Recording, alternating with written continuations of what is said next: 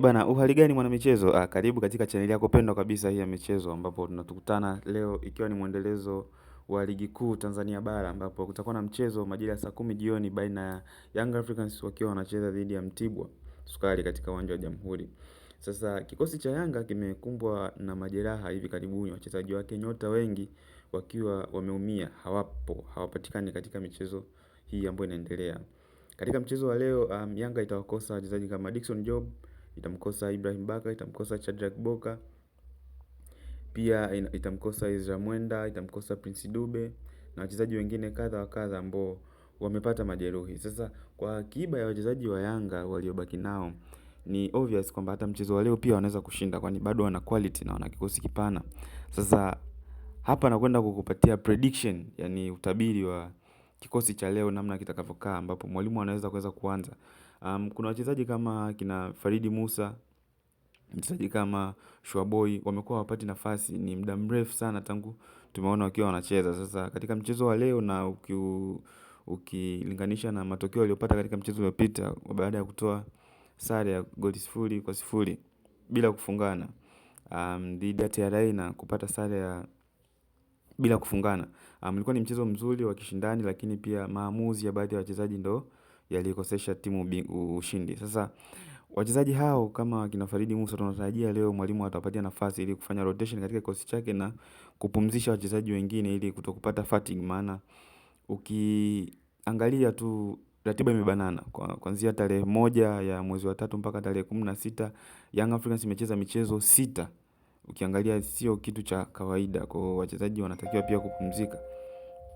Sasa hii hapa ni prediction ya namna ambavyo leo kikosi cha Yanga mwalimu ataingia katika mchezo huu wa leo. Golini kama kawaida atakuwepo Diarra, huyu ataanza hapo golini, lakini pia namba 2 atakuwepo Yao baada ya mchezo uliopita kuingia akichukua nafasi ya Ezra Mwenda ambaye alipata majeruhi. Lakini pia namba 3 atakuwepo hapo Shabalala, lakini pia namba 4 na namba 5 atacheza Mwamnyeto na Asinki baada ya mchezo uliopita kujitahidi kwa kiwango chao, wamecheza vizuri kiasi japokuwa kumekuwa na makosa na Asinki hajaonekana kama ni mzuri sana.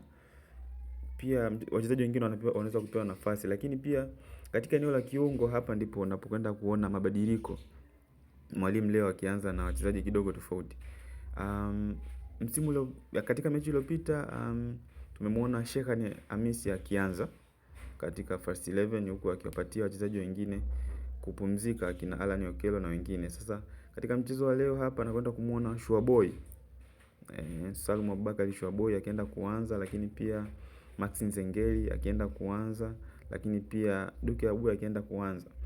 Lakini katika eneo la namba 10 hapa nakwenda kumuona Mudathir Yahya akienda kuanza mbele ya Alan Okello ambaye ataanzia bench ili kuwapa nafasi wachezaji wengine kupumzika. Lakini pia atakwenda kuanza na wachezaji wawili wa kushambulia, ambapo hapa tunamzungumzia Pacome Zouzoua ambaye michezo yake tunaifahamu, lakini pia Ima Mwanengo ambao atakuwa ni kama mshambulizi, yani striker, mshambuliaji kinara. Sasa jambo la kusikitisha ni kwamba wachezaji wote washambuliaji wa Yanga wote wana majeruhi. Hapa tunamzungumzia Depu, lakini pia Prince Dube, wote wana majeruhi, lakini pia yeye pekee ndo mchezaji aliyebakia ambao anacheza katika nafasi ya mshambuliaji, hivyo atakwenda kuanza. Sasa kutokana na kikosi hiki hapa, nini maoni yako kutokana na kikosi hiki ambacho tumekijadili hapa kwamba kitakwenda kuanza katika mchezo huu wa leo? Lakini pia dondosha comment hapo ambapo wewe unadhani ni nani atakwenda kuanza na nani ataanzia benchi na nani anaweza asicheze kabisa. Asante.